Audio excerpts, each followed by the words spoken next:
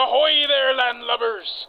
Whispers in the Sea is an actual play series drawing elements from stories of fantasy horror, political drama, and swashbuckling action and adventure pirate stories. As such, a list of content warnings will always be made available in the description.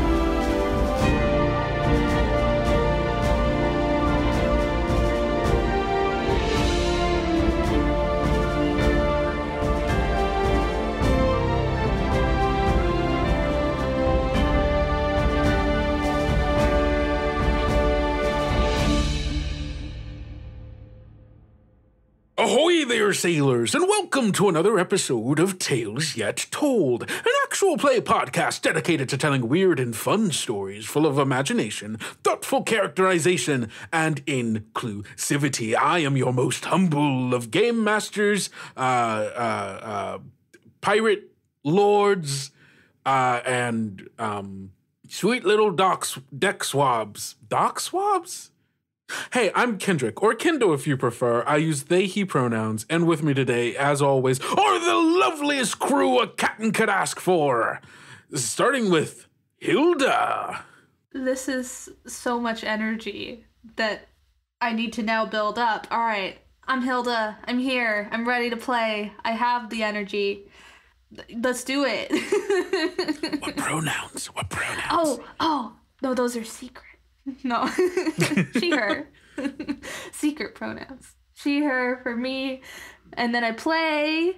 I'm getting there. I'm working on it. I'm my head. I'm playing Avery Morrigan, who has different pronouns from me. Uses he, him pronouns.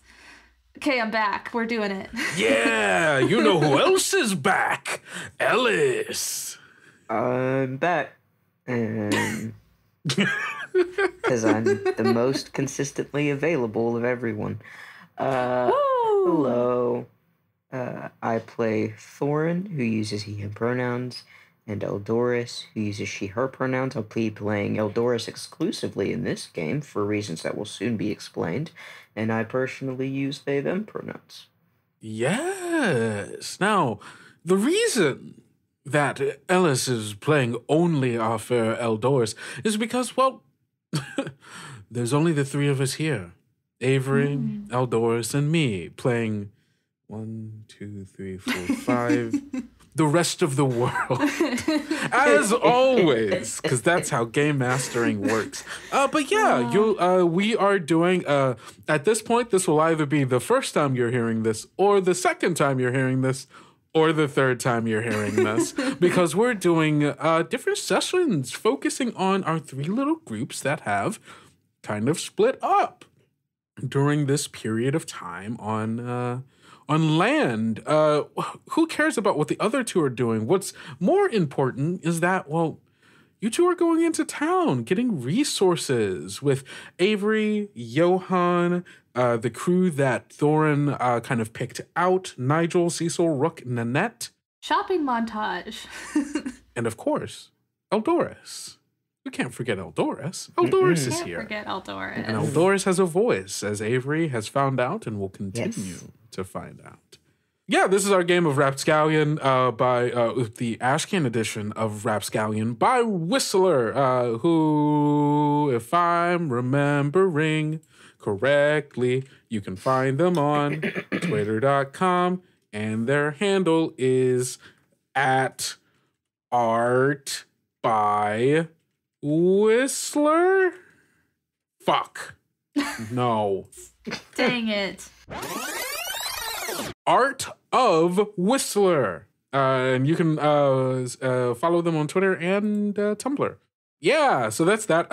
This is, a pirate powered by the apocalypse game, the same one we've been playing all this time. If this is your first episode, thank you. Welcome. We love having you. Why the fuck did you start here? You are on the right track for the secret order. If you want this job. Well, that depends. I guess if this is the first. Okay, yeah, I get you. Wait, no, okay, whatever. Yeah. If you're going for the secret order, good job. If you're not, go to a different episode. Okay. No, or keep listening. I'm not your parent. I cannot tell you what to do. But you know what I can do? Lead us into this game. Water noises, yeah.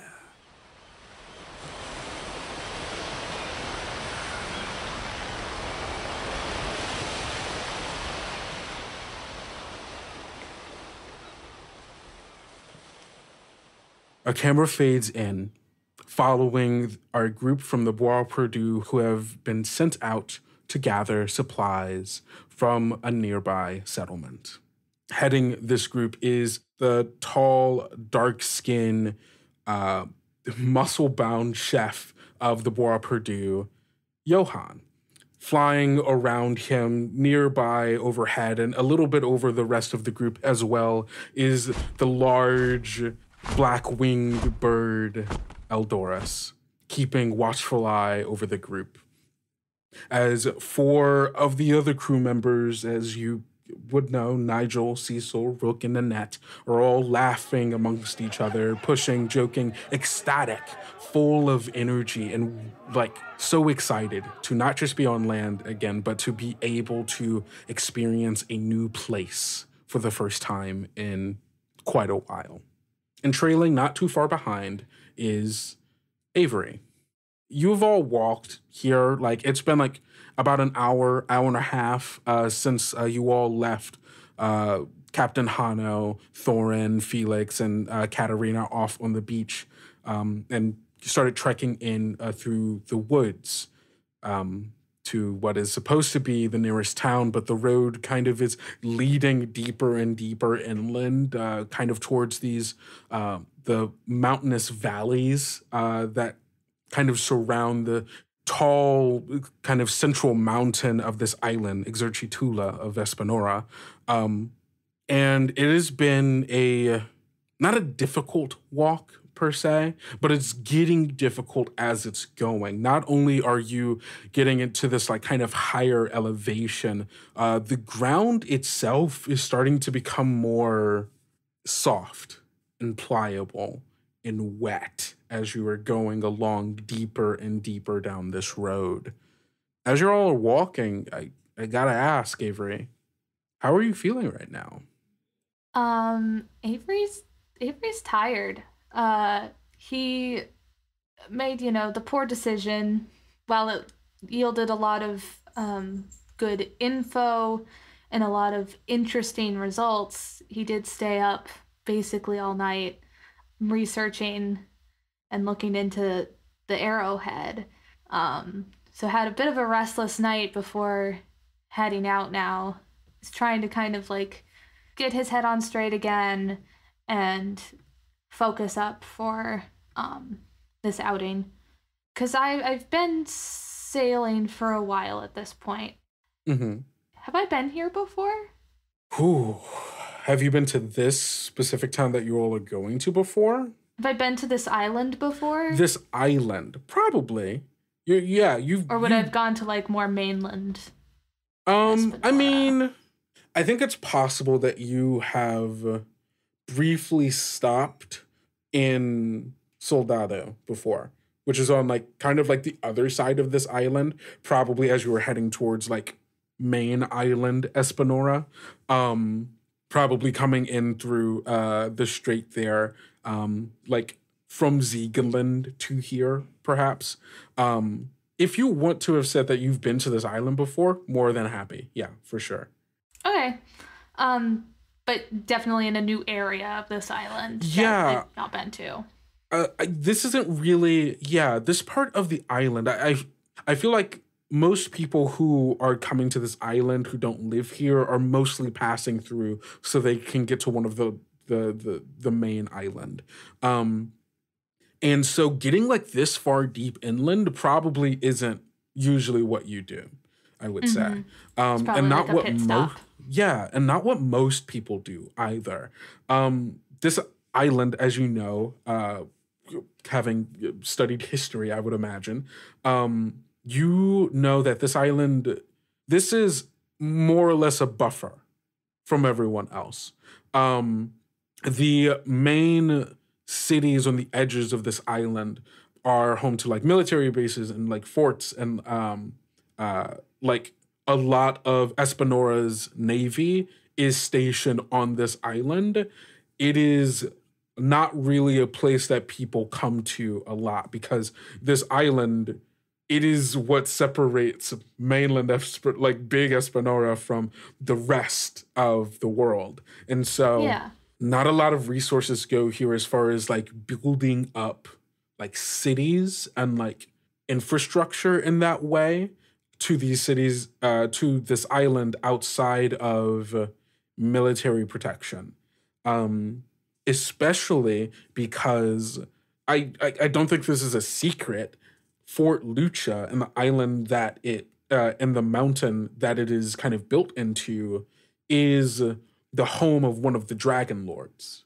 And so like they don't need that many resources to go to the dragon. Like if like things get bad, the dragon lord can take care of it. But also like, you know, what do you do? Like, not everybody's going to live here, especially because, and I guess this is something Avery would know, is the dragon lords are treated as god kings amongst the people of Espenora, but they do not rule as kings, if that makes sense. Their word, if spoken, is treated as law and people act on it, but that's only if they actually use that power. For the most part, the people of Espenora ruled themselves. This is a democratic republic.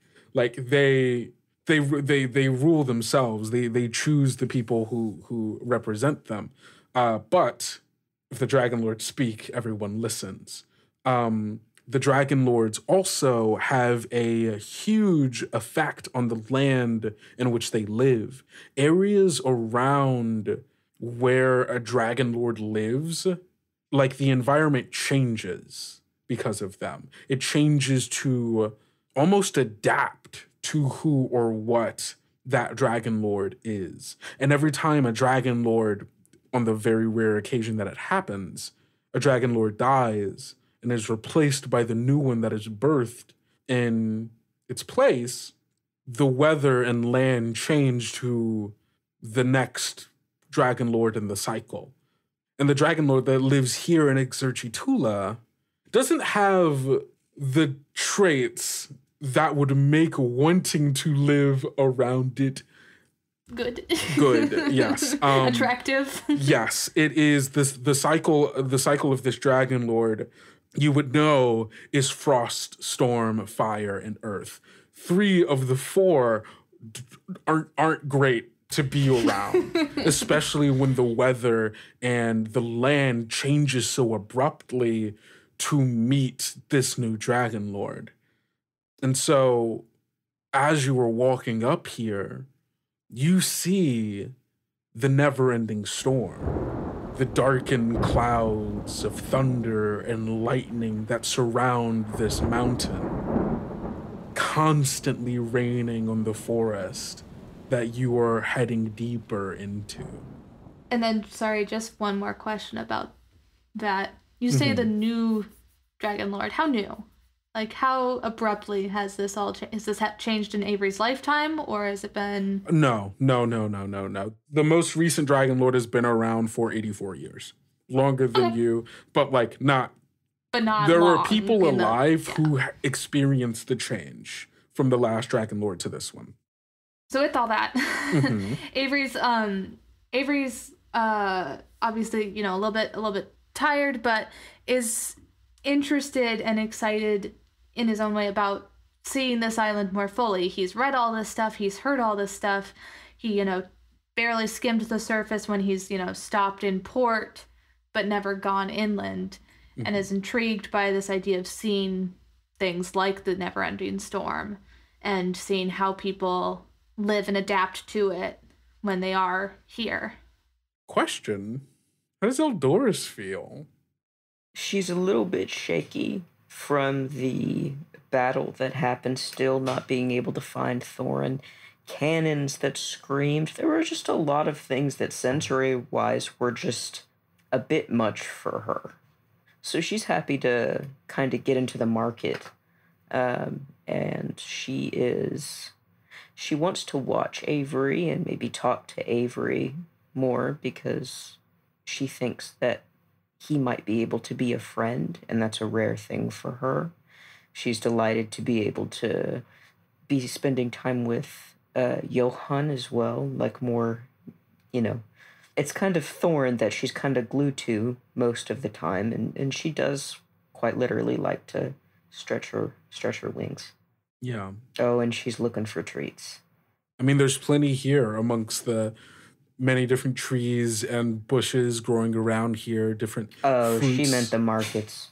The markets, of course. Of course. She is looking for fish. She is looking for something. She's hoping to pop into maybe an antique store or a little jewelry shop, get herself something shiny to play with, maybe get gifts for people. She loves getting gifts. What kind of foods does Eldoris like, or usually even get on the ship? Is it all fish? Is it grains? Likes Is it fish and grain, and she likes sweet tea, and she likes she really likes to partake. She knows she has to keep her main diet of fish and some fresh vegetables and here and there, but she is an adventurous eater. Okay, good to know. I'm imagining her with a cup of tea. It's very funny. Yeah. Is she pecking into the tea, or is she using one of her feet to I think she just finds a teacup and sips from it, as that's most aerodynamic for her. But that is a very funny image, though. Just laid back, both feet around the cup. That's not even what I was imagining. That's funnier. Yeah. Fuck, how you were imagining the wing? Yeah, I was imagining, I was still imagining the foot, but her having to dip into it. Uh-huh. Fuck, how do horses wear pants? How do birds drink tea? That's what I care about. The question everyone needs to know. Yeah, so the group of you continue heading further into the woods. And similarly to how you were kind of noticing that as you were traveling, that the ground was getting softer and perhaps a little bit more muddier over time, you're beginning to notice that as you're heading into deeper into the woods here, that there's this kind of low fog that's starting to cling to the ground, and the ground is getting muddier and wetter until there's just puddles around, and you're in this essentially this kind of marsh that is happening here. And you're I think you're probably deep in your thoughts, thinking of you just went through a lot in the past day, and you're also extremely tired. And I imagine takes you a second to really kind of notice and kind of click for you that it feels like we're an entirely new biome right now. We have made the transition, and no longer is this just forest and kind of road. We are deep in a marsh slowly turning into a swamp. I think you start to notice that the other people around you, I think the four people that the four crew members aren't that cognizant of it or don't care that much. They're just oh yeah, we're still playing. But I think you and Eldoris, I think you also recognize that Johan is quiet, but quiet in the way where he's analyzing. He's looking around. He's okay, we got to make sure that we still know where the road is and that we're leading in the right direction. Yeah. That's kind of the mode that he's in right now.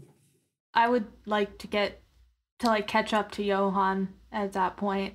With like all the transition going on, and just like tap him on the shoulder and be like, so how far away are we from town? It's getting a little bit, marshy, I know, but have you been here before? I don't know what the whole situation is. Well, according to my map here, and he you can see he has like a small little like foldable map that he has on him. You think that it's like old and stained. You don't know. He probably just like has like these around, I guess. But it seems to be like of this island in particularly, and you see that there are like a lot of little like handwritten notes that are kind of scattered around it. Of you, like I think on like a quick inspection, like a quick glance from you, you notice like a lot of like, oh yeah, that's where that town is, that's where that city is, and like they're like 4 major like settlements here on this island. But you also see that there's like smaller, more like these are like little towns and villages and like spots that are marked on here that like are not on the big maps that you've seen, right? The maps that you've seen in various academies and like libraries and so on and so forth, that like whoever wrote this, and there's a decent chance that it might be Johann, has either been here before or like has like kind of detailed information from someone who has passed it on to him. Yeah. And he says, well, we shouldn't be too far. I'm thinking maybe another trek, about 2 hours at most, maybe, but I am getting worried about the water. Last thing we need is any of our boots getting waterlogged, and, well, sure nobody here wants to lose a foot. That would be a shame. I swoop down and I land on Johann's shoulder. It would. No, I guess you have nothing to worry about. Shame is perhaps an understatement, but true. Certainly not, certainly not. Well, if you need an aerial view, just let me know. Of course, Eldor. Like nuzzles you like under the chin. So about 2 hours trek. Is this a place often visited by this cruise ship? I don't know if Hano has been here before, but I've been to Pateronis once, but that was a while ago. They were still getting used to the shift last time I was here. That was a while ago. Yes. So have you seen this place pre-shift? Oh, no. I'm not that old. I was surprised. Yes, of course. I was a child then. My parents brought me. They're travelers. But should be a sight. And he like kind of stops and like has a hard time like trying to like show this visually, but it's built along a floodplain, or it's built in a floodplain. And well, when it rains like this, especially nonstop, it obviously floods. So they've built it tiered into the walls of the elevation around it. And so as the flood levels rise and lower, they can just move from lower to higher or higher to lower. And a lot of it's actually built in the center of the plain. So it floats, or a decent portion of it, the movable parts, that is. And they can keep it for centuries until it probably needs to be replaced, or not even replaced, but readapted. Yes. Intriguing, fascinating. I've read about it so much. It's so interesting to see it in practice. Yeah, there's a lot you can learn from reading, but experiencing it firsthand, well, words can't always do justice to what our eyes see.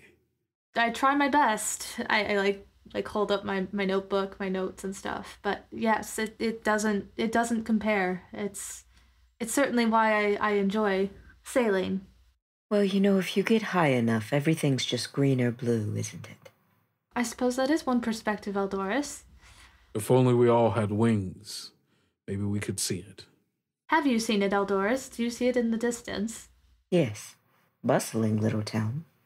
I've been here a few times. A few times. Oh. Yes. More with Hugh. Ah, understood.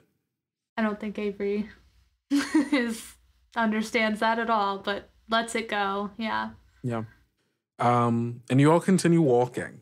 I think, yeah, it's about like another hour in when it's getting to the point where like the water puddles that were around are getting larger and deeper, and now the ground that you're stepping in is wetter and then taller, and I think it's getting to the point where you're almost like ankle or calf deep in the water, and still trudging along.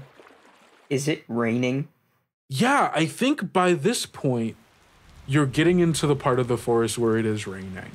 And it's like a little bit of like drizzle for right now, but you can hear and see further in the, well, probably not that much, especially as the foliage cover gets thicker and denser, as you see that you're kind of leaving the part of the forest where it was just like thick oaks and dense foliage in that way. But like you're starting to get to this point in the where the trees are turning from like these like oaks and sycamores and stuff to like starting to get to like deep, like tall, overbearing willows and pawpaw trees, and like trees that are like kind of almost like rising a little bit out of the ground with large spindly roots that are like kind of arching from the trunk, like and like diving into the water to keep like a grasp on, and so that they don't just get like pushed over by the force of the water.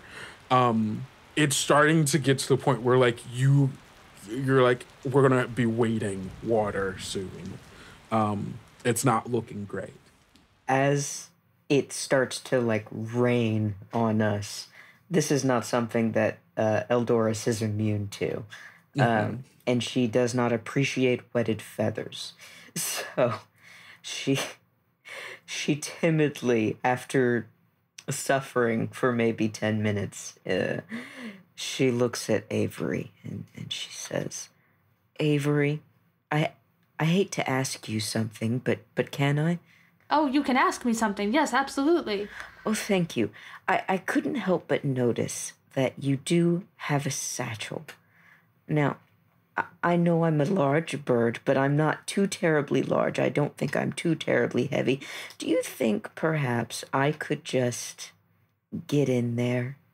I was just gonna ask real quick. Mm-hmm.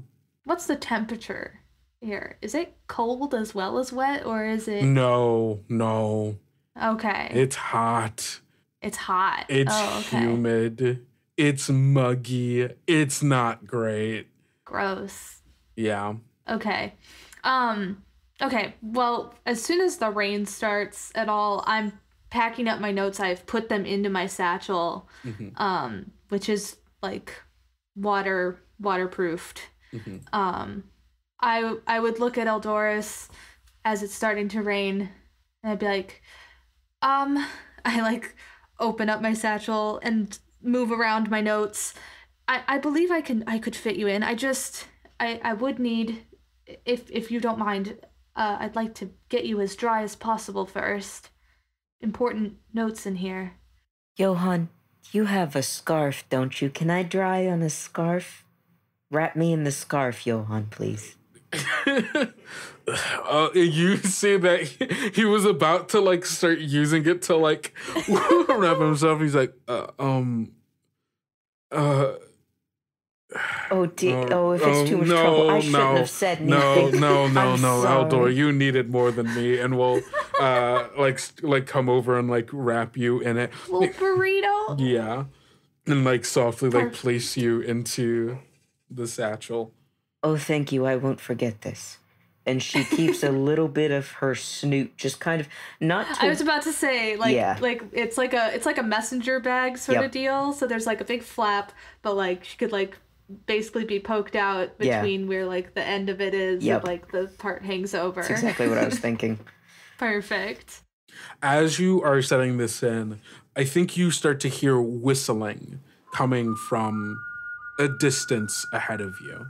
Whistling. Does it like a tune or Yeah, like bird whistling? like whistling like a tune, like a person whistling. Okay.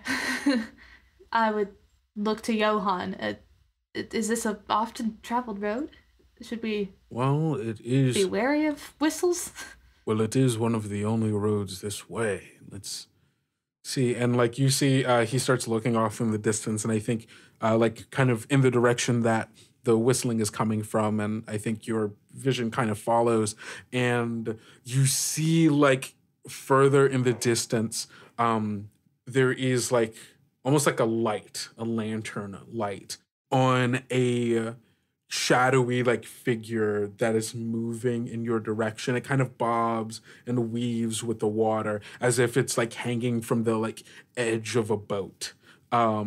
And you see like, and as like it gets closer, you can tell that it's like this little, or not little, it's this wooden boat with a lantern hanging at its front, and on top of it, or standing on the back of it, is this man. He's kind of a smaller frame, real thin, almost like kind of bone thin, with a like this big like hat made of kind of like dried like reeds and grass, with a long like wooden like paddle or like or like stick, who's like making its way like down closer towards you.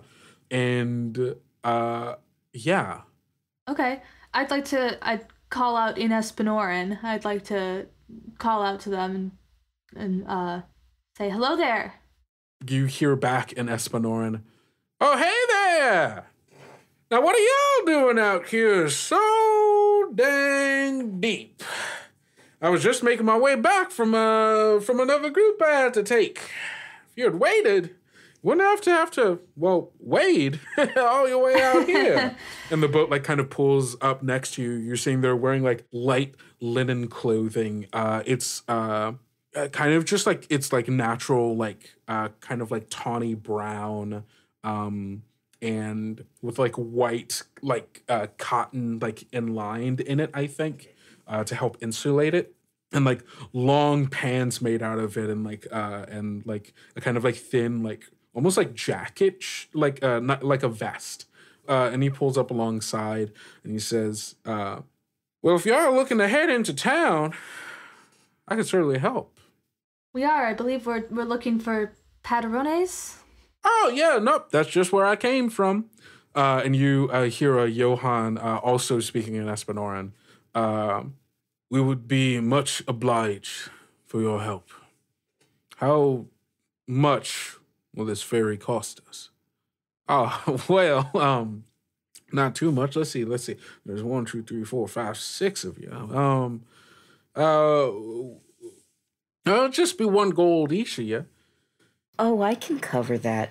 You see Edloris pop out of the satchel just a little bit, and she's got her harness, and she can keep little things, and she pulls out just a few coins and said, well, I do want snacks. I can cover half of it. How about that? And she's got a few coins in her beak, and she doesn't want to get out of the satchel, so she's just craning her neck towards this man. Does Edloris also speak Espenoran? Yeah, why not? Thorin can. That's so cool. I love it. Multilingual bird. Multilingual. Yeah, no, 100%. You start like Edloris, like you reach your beak out with like these gold pieces, and you see this guy like kind of like eyes like widen and like kind of go, well, all right. And we'll like and we'll take the gold from you. Kind of go, is that a raven? She nods. Huh. Yes, she is. Heard and talk, but maybe not so fluently before. She's a special one. She does a caw noise sheepishly and tunnels back into the satchel. Mm-hmm. Awesome. I would reach into one of my front pockets and I'll grab the other 3 gold. All right. And what might be your name, mister? Oh, my name? Well, you can call me Azahara. Azahara. Well met. Nice to meet you. All right, hop aboard, y'all. Next stop, Pateronis. And yeah, you all get on board this like kind of wooden, like this almost like kind of gondola. And he turns the boat around and starts pushing. And you all make your way further through this kind of deep Espenoran swamp. And yeah, it's this nice little ride. Is there anything like any of you do like on this boat ride to Pateronis? I was going to talk to Azahara real quick. Yeah, go for it. So do you live in Pateronis? Is that your home? Born and bred. All your life? All my life. And is this your work? Oh yeah, it's a whole family's work. I forget that not everybody's from Pateronis. So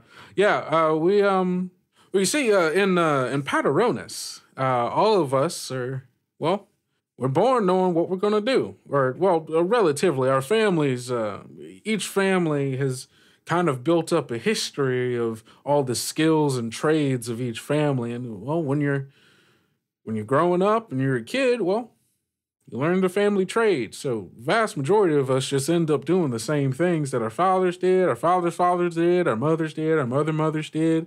And of course, there's some go-between if you get married or adopted or, just even decide you want to maybe try something new, you could always move to another family. No big deal, nothing like that. But all the people close to me in my life were all farriers. Very nice. I feel like that is, whether or not obviously stated, is how most places do work. That people follow what their families say, what their families want. Whether it is so explicit, obviously, can differ, but I guess. I'm sure Pateronis is a lovely place to live and grow up. Yeah, I guess you could say that, but, well, it's somewhat different, I guess. I mean, from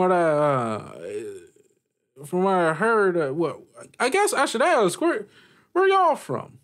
All over, honestly. I'm not going to speak for the rest of the crew. Yeah. I am a Zegan Raven. Zegan? You talk a lot. She's embarrassed. Avery. Yes. Give me a vinegar roll. Okay. If I must. Yes, please. That's a 7. We know what 7 means. It means it's not a failure. That's correct. It's not a failure, but that sure is a mixed success. I think there is a point where, like, during the kind of back and forth between Azahara and Edloris, I think you notice a look on Azahara's face. When Edloris starts talking a little bit more, he's like, "Dang, you talk a lot," and Edloris kind of has that reaction. There's a wee bit more than curiosity there. Mm-hmm. There's something underlying. There's something underlying that a little bit, and I don't think you can quite tell what it is, because I think by the time you're getting closer to okay, is he really giving her a look? Yeah. Is he giving her a look? And then you notice there's something behind him, and there is this figure standing behind him in it's hard to make out. It's almost a little a mixture between shadowy and glitchy and fractally. It's hard to describe. It is seeing a human form that is standing in the dark and watching it flicker in and out of existence. But the only thing that is clear as day to you are the eyes that don't flicker, that don't blink, but almost look in shocked surprise as the two of you, as you and it, locks eyes for a moment. And in this moment, you know that this is the thing that has been looking over your shoulder. And then it flickers and goes away.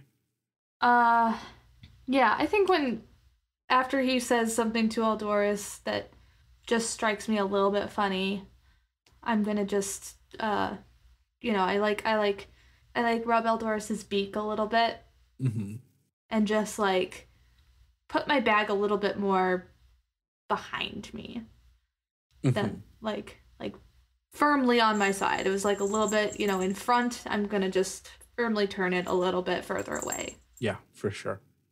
When you do that, you can feel shuffling in the bag, which is Eldoris also getting as close to you as possible.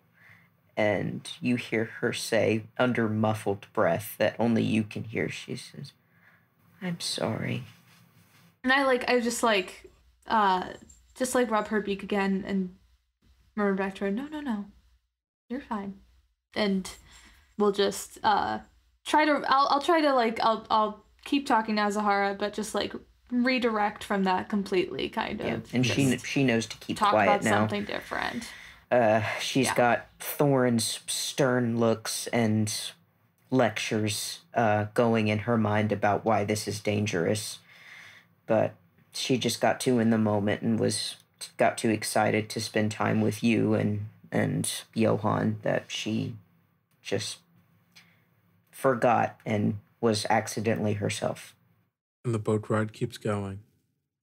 And eventually you all make it to Pateronis. Kind of like how Johan described it. As you are approaching it along the swamp, you recognize that you are now like kind of coming down a branch of it that is like a river. This is like a large river that is over flooded, and you can see like as it continues to like curve and snake down this valley, this kind of flooded area. And you see in the middle of this river is this humongous, almost perfectly cubic building. It is made of black stone, and like there is almost like golden geometric patterns gilded along its edges, like going up each of the corners and then around the very top like edge of this cube. And at the top is this, it kind of domes upward towards the top, but still keeping like almost like a pyramid, but like curving inwards so that it is almost like an edged cylinder, if that makes sense, where it's like an edged like pill shape, if that's better. And the like through the middle of it, similarly to Paraiso and Contrado, there is a portion of it that is cut out so that the river can flow through. And you see this building is on like this large floating wooden platform that is connected to other wooden platforms that have these bridges connected to it by thick ropes and pulleys that allow all these different bridges to all these different platforms to be moved and almost like naturally floating up and down with the tides of this floodplain. And then all of those outer wooden parts, each of them with their own more plain wooden buildings, with these like dark clay roofs are connected to either side of this valley, large, almost like bridge ends, that are connected to more pulleys and wooden and wooden bridges leading from there to the land parts of these valleys where more housing, building, and people are, and roads leading from like either side of the valley. And similar to what Eldoris says, this place is bustling. There's this it's kind of underneath this open part in all of this foliage where the valley is kind of split apart. So like the rain and storm above are constant, but the people here are going about their day as if this is normal. There are lots of hooded areas on these platforms. I'm imagining like each of the bridge platforms does have like an arching like domed hood built into it and over it so that, you know, you can move about all of these different platforms without really having to worry too much about the rain. And then I'm also imagining like a bunch of like smaller platforms built outside of it, like close to the like larger ones that are more like just social areas for people to like just kind of hang out here, like little almost like park gazebos that are like free, not quite free floating, but are like loosely like tethered to each of these larger platforms. Yeah, what else can you all imagine being in this town? Name something that you think both Avery and then Edloris would notice about this town. What catches their eye? I think as much as like the building that you're talking about is like a striking image and figure, I think, you know, after taking that in, I think honestly the thing that Avery is most intrigued by is all these like counterweight police, like the way that the things are going to go up and down with the tide. Yeah. Are just super intriguing to him. He's like taking in all the artistry basically of like how they've made this town continue to survive and adapt to its surroundings. Yeah. Yeah, I think that's the thing that like this whole system of platforms. Edloris? She looks for her favorite spot to get a bite, specifically the Breeze Elise. They serve fried batfish there. And I know what you're thinking. What the hell is fried batfish? My idea is that you remember the like sea bat? Yeah. So not a lot of them live to maturity, specifically one, because that would be bad and they would kill everyone. But also, you know, the smaller ones tend to be so tasty. So Edloris sees the quiet spot. There's little tables. You can get a nice breezy drink. It's just this little, it's part market, part quick bite eatery. And she sees it and she says, Oh, Johann, do you think we'd have time at some point to possibly Oh, of course. No, there's no way we're not stopping there. Oh, okay. Oh, Avery, you're in for quite a treat. Am I now? Yes. And I think Edloris explains to you, is like, have you ever had sea bat? I don't think I have. I can't say I have. Fried batfish. It's quite the delicacy around here. I want to say with this, it makes me think that like batfish are like the tadpole version of a sea bat. And so like, but it's like also, caviar basically. a little bit, but I'm also imagining like it like almost in like a tuna sense where you know how like tuna travel, or is it salmon? Travel from like top of the river down to breeding pools. That's where they salmon. lay all their salmon, down to breeding pools and then back up. I'm imagining where like this is like breeding pools are further up the mountain, and like kind of like turtles, they have to make it out to the sea. And if they can make it out to the sea, there's a way higher chance of them making it to maturity and then becoming the monstrosity that sinks ships. But a lot of them end up getting caught beforehand to eat, and also like die in other various ways that animals tend to. And like, that's wild. I love it, but that's wild. Can we also make it, because like Avery's been like a lot of different places and has had like different cuisines and stuff. I would guess that this is more of like a, like when you really go somewhere, like this is really the local dish. People will say like you have to have this or you have to have this, and that's the more like traditional or like generally accepted thing or whatever. But like all the locals, actually, this is the dish that you would want and eat and whatever. 100%. So he's never had it. 100%. Especially because this is the river. This is or one of like the couple of rivers that like this is where they come through. So 100%. I love that. Azahara brings you all over to the edge of like one of the platforms that are like on the edge of the like one of the valley ends. Not like in like one of the center ones like on the river, but like on land, that portion of it. Lets you all off and says, all right, well, thank you so much for sticking along the ride. Y'all have been very pleasant company. And I hope you all enjoy your time in Pateronis.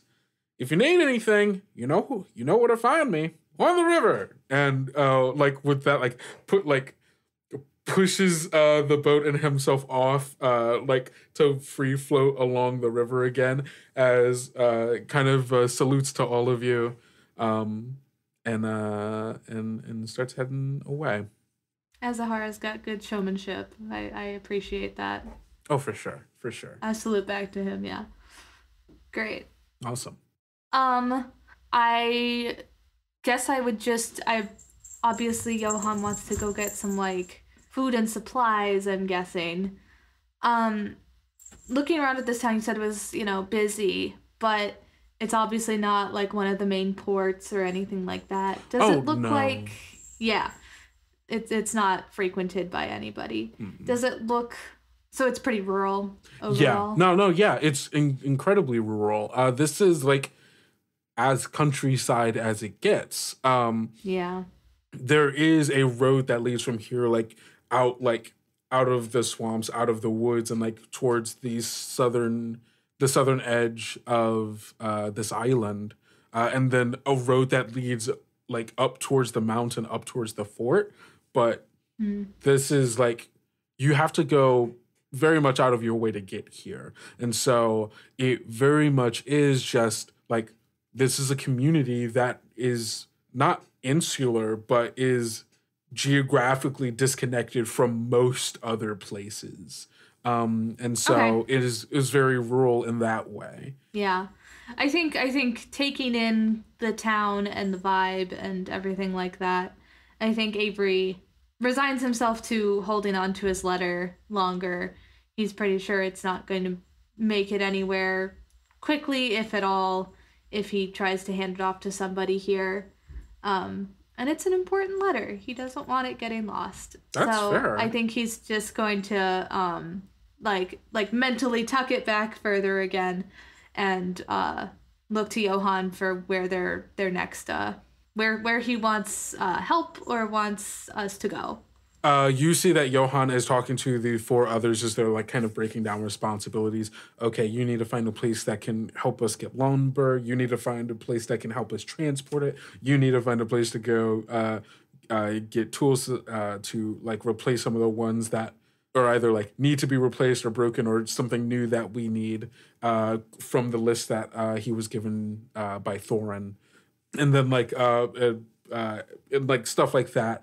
And then someone, I think Nigel is the one who's going to go get wood. Cecil is the one that's going to go find transportation. Rook is the one that's going to go get supplies. And then Nanette is coming with him to go get food supplies. I think he turns to you and says, you are free to explore as much as you would like. I know a new place like this can be tantalizing with all the new experiences one can find. I'm sure Edloris is more than happy to lead you around. I will make sure these rabble-rousers actually do their job, and hopefully we can have something good to eat after last night. So we must. You promised. Of course, I promised. Is there a time you would like us to meet back here with you, or... and kind of like looks up at the sky through all of like the rain, the haze of the thunder clouds and rain, and says, it's a little hard to tell time, so let's just say if you can find a way to keep time. I totally have like a little pocket watch. Oh, for sure. Like for that. Sure. Yeah, I'll take it out and be like, a couple hours at least. Good. Yeah, and we'll like take a look at your pocket watch and says, yeah, Should take about 2-3 hours for us to at least get a hold of, whatever it is we're going to do. So how about we say in that amount of time, 2-3 hours, we all meet up at the Breeze of Lees and we'll figure out where to go from there. Lovely. Awesome. All right.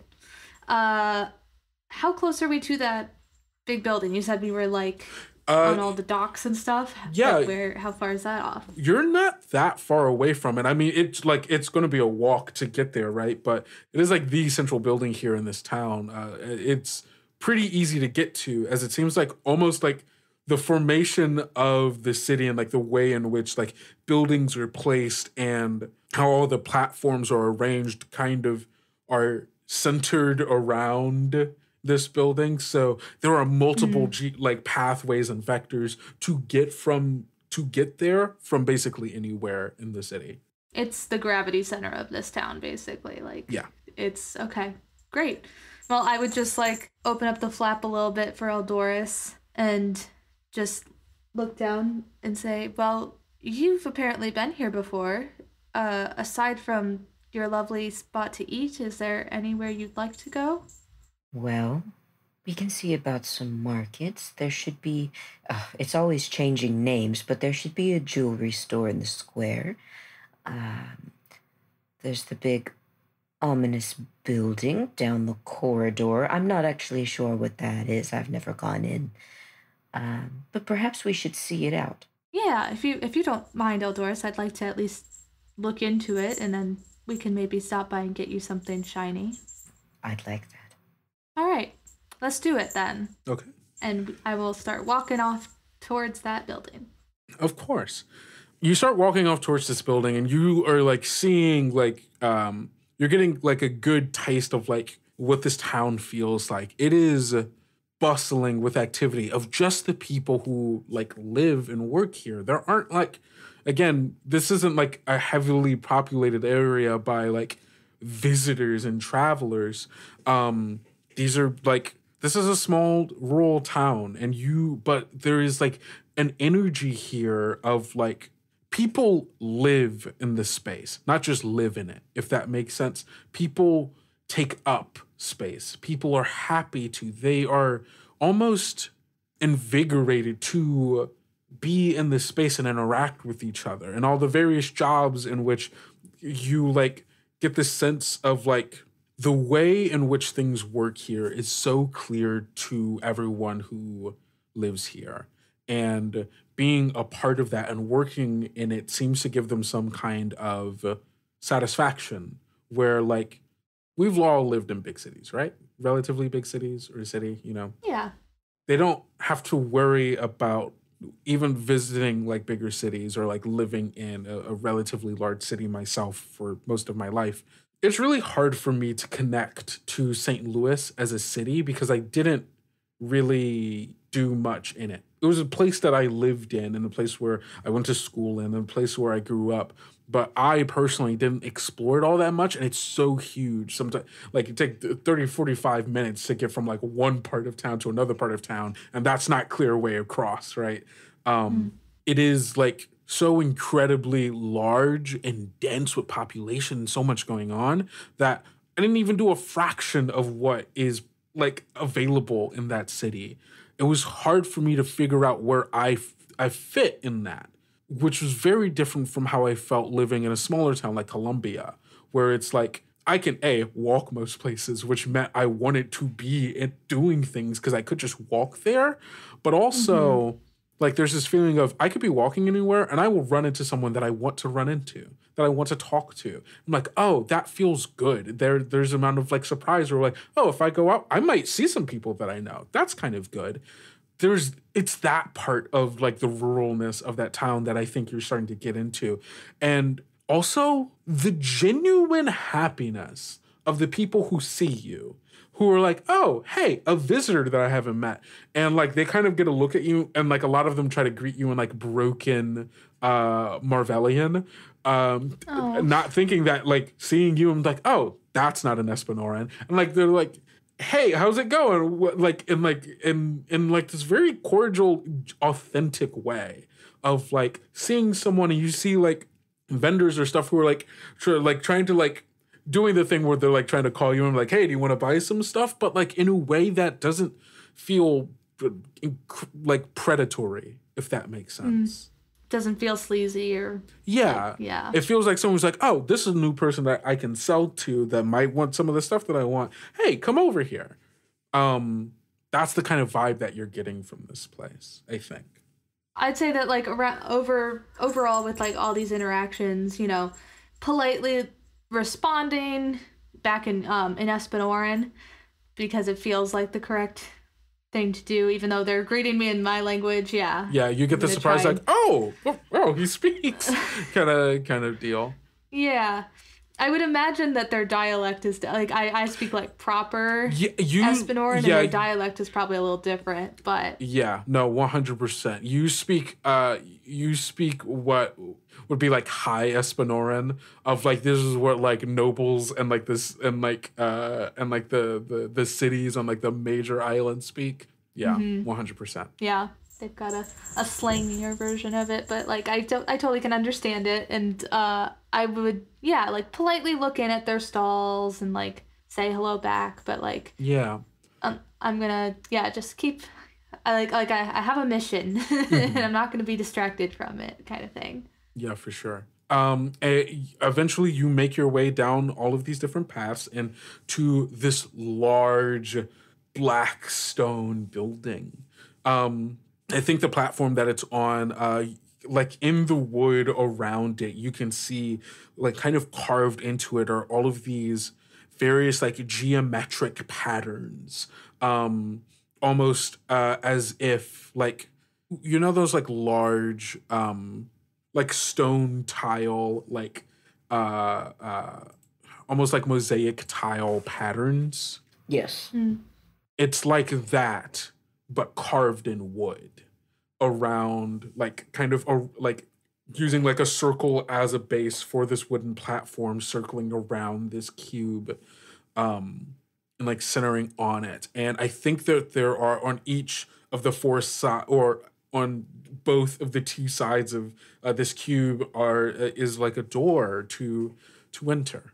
You come into a long black hallway that is open on the other end, where you can see down into the other side, like through like the split in the cube where like the river is flowing through. You can see that there is a part where the hallway ends, and then there's like a bit of like of the wooden platform before it or I guess the black stone platform before it gets to like the river, and then the other side black stone platform, and then another straight hallway that's like carved into it, almost as if like this building is just like this black hallway. There are no doors on either side, leading to like a kind of like carved out like platform, and then the same thing on the other side. And then you walk through, as you're walking down this hallway, you get to the end of it where the platform is, and there is a wooden desk on this side. There's a wooden desk on the other side as well, and a person at each of the desks, and then a person across from the desk, like standing on the other side. Does that make sense visually? Like, this is just an open building that I was just able to walk into. Like, do I look like I'm interrupting something, or like something's going on? No, I would say even almost like as you enter, the person at the desk, it is this kind of like tan skinned woman, curly dark hair, that has like a linen wrap that's holding up the kind of like bunch of her hair and like letting it kind of fall down, almost like a bouquet. And she is wearing like blue, white, and gold robes that like hang long from her arms. And she is at the desk, and you see that like she has a book in hand, and then the other person on the other side is wearing kind of like taller person, a bit more broad, shaved head. They've got like a chiseled jawline, and is like standing at attention, just like kind of looking straight forward towards her. But as you walk in, you see that she kind of turns towards you, kind of like looks up from her book, sees you, and says, in quick like analyzation of like who you are as a person, and says in Marvellian, "Hi, welcome to, please come in," and like kind of directs you like closer to her at the desk. I would respond back. I'll stick with Marvellian, and I'll greet her. I'll say, "Hi, it's lovely to make your acquaintance. Yes. Where am I? I would love to know about this." Of course. And she quickly slams her little book closed and opens up a drawer in the desk, slides it in, and says, "This is the House of Algebra," and kind of folds her fingers on the desk and says, specifically library division. If you are looking for book, research materials, histories, anything such as that, you've come to the right place. Have I heard of the House of Algebra? Is that a You thing I've ever heard are of? very familiar with the House of Algebra, though you might be a bit confused with why they would call this place the House of Algebra. You've been to a House of Algebra before, and most likely in one of the other cities in Espenoran that you've been to. You also know, that the House of Algebra, it is both a place of learning and a holy site. It is a place for people to come and share information and study what the Espenorans would call, or Espenoran philosophers and arithmeticians would call, the universal equation. It's a Espenoran philosophy that I don't know how much Avery has ever really delved into, but you know that the House of Algebra and the like kind of concept of the universal equation is the backbone of the kind of magical and spiritual philosophies that guide those parts of Espenoran culture. Okay.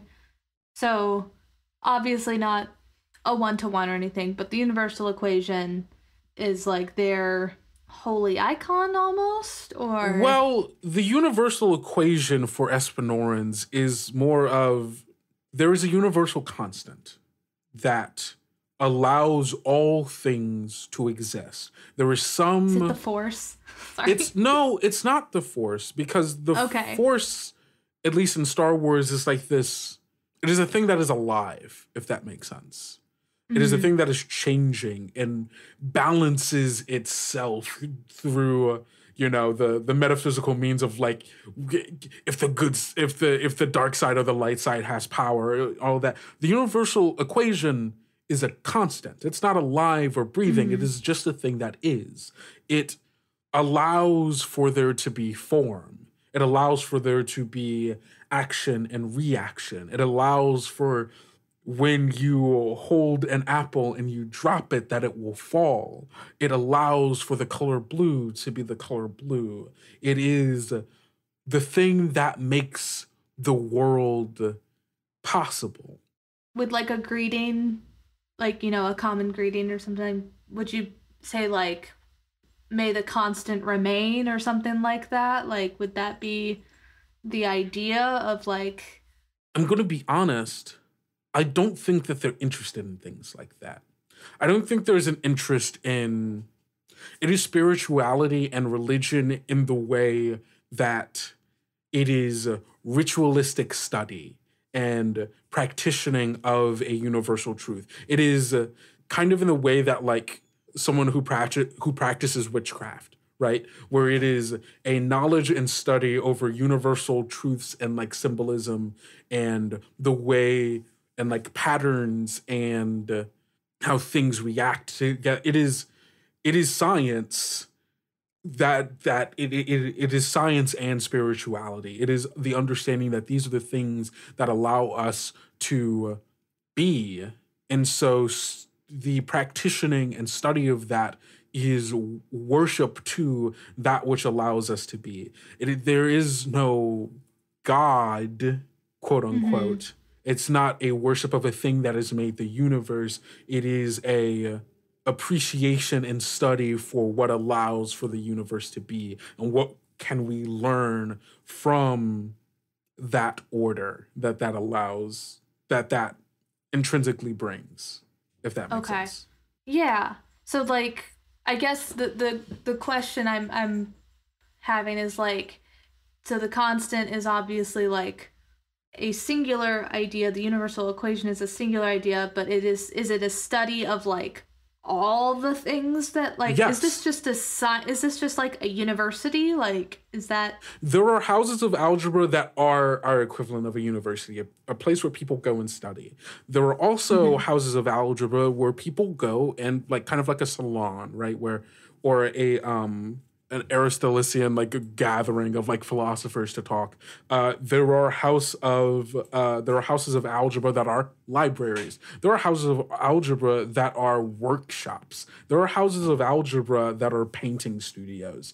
It is the universal equation, while a constant, is like so many different things. It is not like a short sweet. It's not E = MC squared. Bam, that's where it is. It's like this huge thing, and the various different parts of the ways that people engage with this faith and practice is by studying all these different parts of it.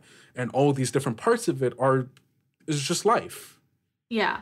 So they might devote themselves to like a portion of the universal equation, like they're like the library or like philosophy or like like in the same way that people devote themselves to like physics or biology. Exactly, yeah. Yeah. Okay. So this is a library sector of, for simplicity, like a large university. Like this is a different university campus almost. Like, I would refrain from thinking of the House of Algebra as being a university. There are houses of algebra that are universities, but the House of Algebra as a concept is all of these different things, much like the universal equation, are many different facets of one whole. And the thing that ties it all together is that all of these things are the study of life, all the different facets of it, and the ways in which we can engage in life. This is not a university. This is a library. But the House of Algebra is simultaneously a library, a university, an art studio, a craft workshop, a plant, a greenhouse. Like it is simultaneously all of those while also being no singular thing. I will stick out my hand. Avery, lovely to meet you. You're still speaking Marvellian, correct? Mm-hmm. Wonderful to meet you. My name is Leah. And she grabs your hand with like two hands around your one and like vigorously like shakes it. Is this your first time to the House of Algebra? I have been to others, but this one is my first at this library division, as you say. Yes. We are always happy to welcome newcomers who are eager to learn about, well, really anything. Is there any particular subject that you found yourself interested in? A great many subjects. I'm eager to learn everything and anything, honestly. Is there anything in particular that is a specialized area here, or is it just... Oh, well, everything? It is everything. She like gives like this really wide grin with like the excitement of like someone who's like, oh, you're about to learn. Like anything you would like to know, if it exists in our library or any House of Algebra library, you have access to it here. You say like standing on like a platform in like a building that is. Yeah. As far as you know, like two dark hallways. And yeah. Exactly. I think Avery's a little stupefied at that sort of like open-ended, like really anything. You name it. You wouldn't happen to have anything on the pre-flood era? Would you? Pre-flood era. Oh, yes. Like realizing that you don't mean pre-flood Pateronis, but pre-flood world. World, yeah. Ah, yes. Well, there are many tomes and essays and histories on the subject. Yes. Please, if you'll go see Teo, and like points to the like stone-faced man, still like standing at attention behind, like a couple of yards behind you. Teo, I would walk up to him. Yeah. Do I just simply ask, or is there a procedure here? What are you looking for?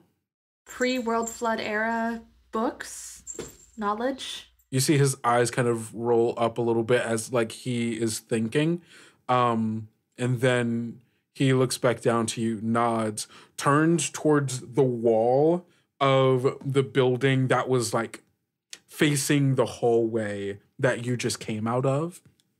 So what should, as far as in your mind, be just thick black stone walls that are just like dense here, turns to that wall and he holds up his two hands and he clasps them together. And you can see that there are like some gold and silver rings on his finger and like a bit of like, I'm imagining like white tattoos that go like in like geometric patterns like around like the back of his hands and like down his arms to his elbows. And then there is a gold tattoo of, actually, sorry, no, not a gold tattoo. There's a gold like arm bracelet like right above the hinge of the elbow on both arms, and like matching geometric patterns on either side. And you see that after he clasps his hands, he then begins to make geometric shapes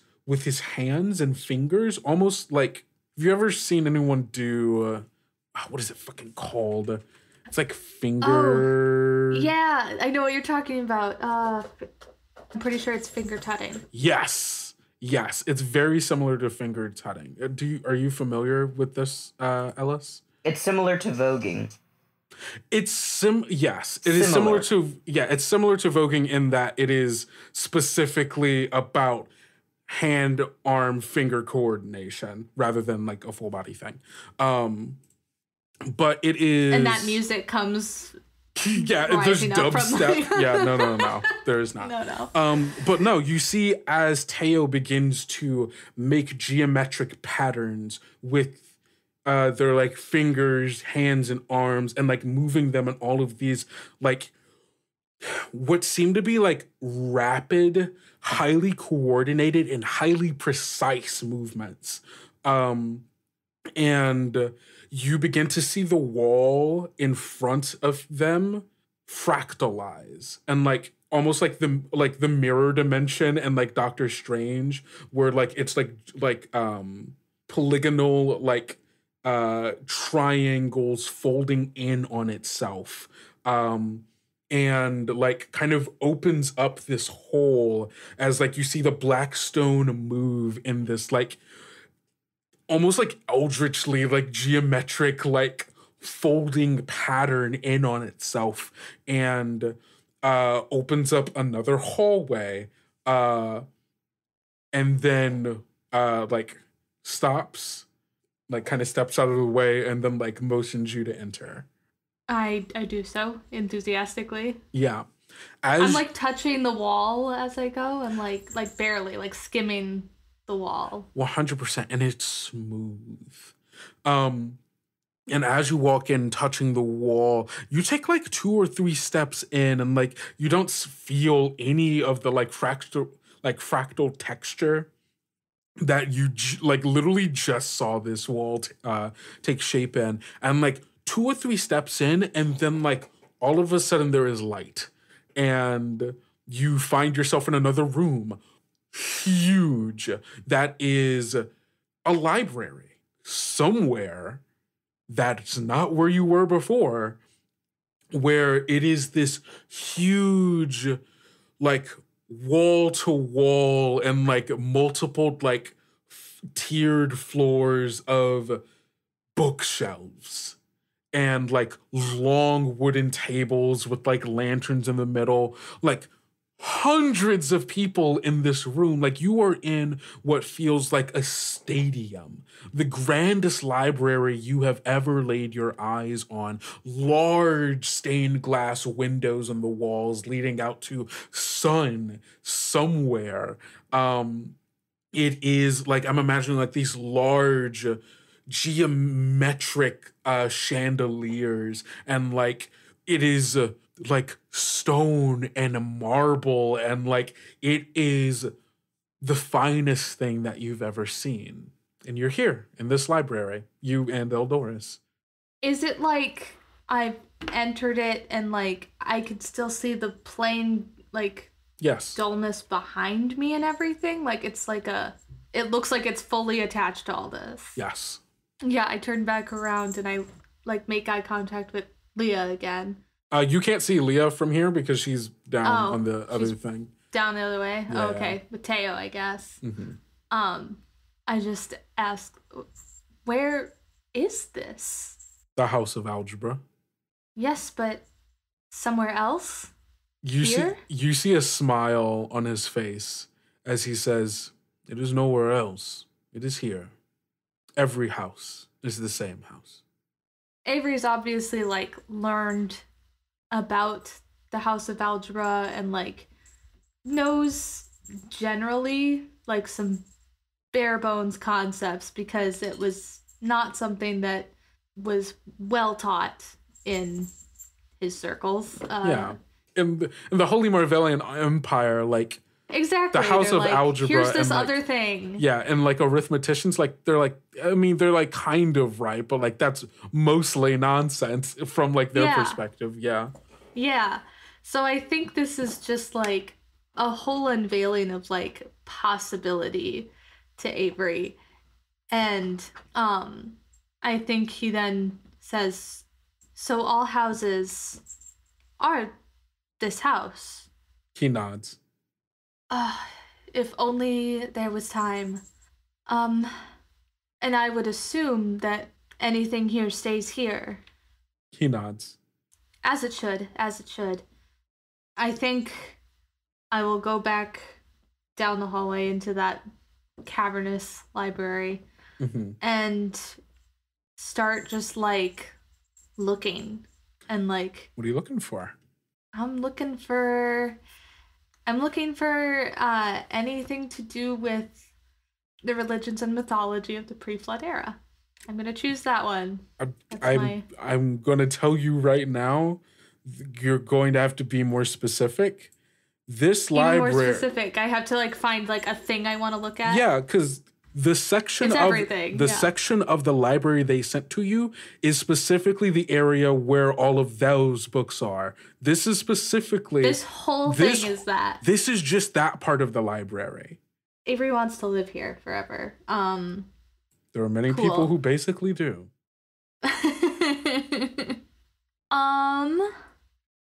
Dang. I'm going to look into. Do you want to use your investigate move? I could. You could. Because I would guess that the Driftwood Cathedral is still too broad. No, I wouldn't say I wouldn't say that the Driftwood Cathedral is too broad. That's probably a bit more specific, but I guess I would want to know so I can know what to give you, what you are looking for. Or what kind of thing. Because like you can read books all day about like what people have to say about it, but like. Yeah.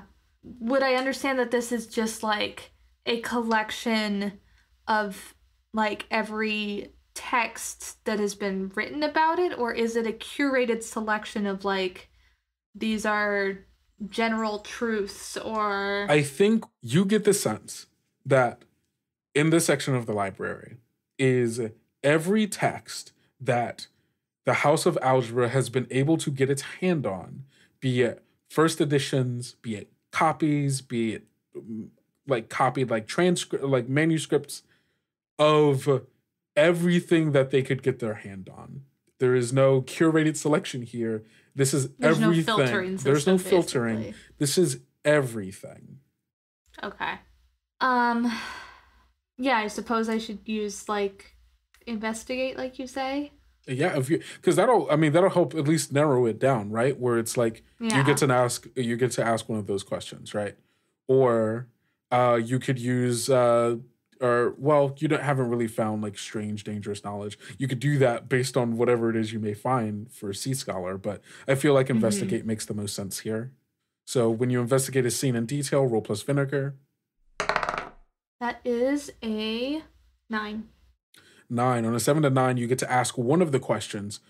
Is there something dangerous here? What and where is it? Is there something hidden here? What and where is it? Is there something here that I can use to my advantage? What is it? I'm looking for a blank. Is it here and where? You could use this to ask something about like in general about this stuff, but also like about things that you are actively dealing with as well. You have stuff about, I mean, you have the arrow.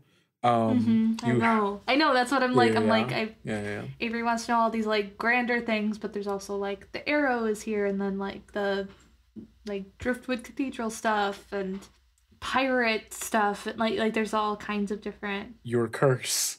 Uh, my curse. Okay, so as much as it pains Avery, it's gonna turn around and go back down the hallway again okay.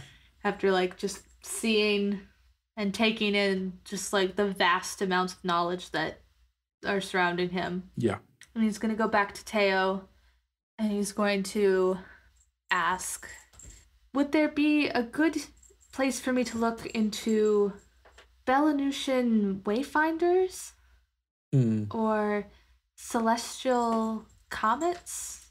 I think they take a moment to like think over what you're saying and goes, and then starts making geometric patterns again. And I think you see as the hallway kind of closes in on itself from that same kind of geometric fractalization, and then like continues to like move and like mold like a weird ferrofluid like along the wall before like folding in on itself again and creating a new hallway to a new part of the library. All right. Gonna head back into the library again. Okay. Does this library, like, does it all look the same? It's all just like It looks different. a large library, but yeah, okay. it looks like a different part of the same library. Same like kind of design features. It like even like through like the stained glass windows and the way that the light is shining through, like you can tell that this is a different physical location. But like still aesthetically feels very much the same. Just a different place. Cool. Yeah, and then I would like to use my investigate roll. I'm looking for wayfinders.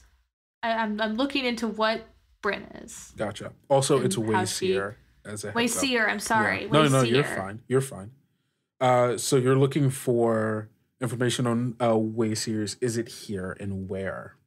Yes, it is here. I think you would know that there are many different kinds of Wayseers all around the world, from various different cultures, so on and so forth. It's very much a specific cultural / spiritual way in which different people connect to ships and navigating them. And I think you find like stacks and stacks and stacks and stacks of books that like I think you found yourself a cart and you're just like grabbing books that like left and right. And you like plop them all down at the table and you start like going through it and seeing if you can find anything like specific. But like, yes, like the information is here. You just got to dig through it.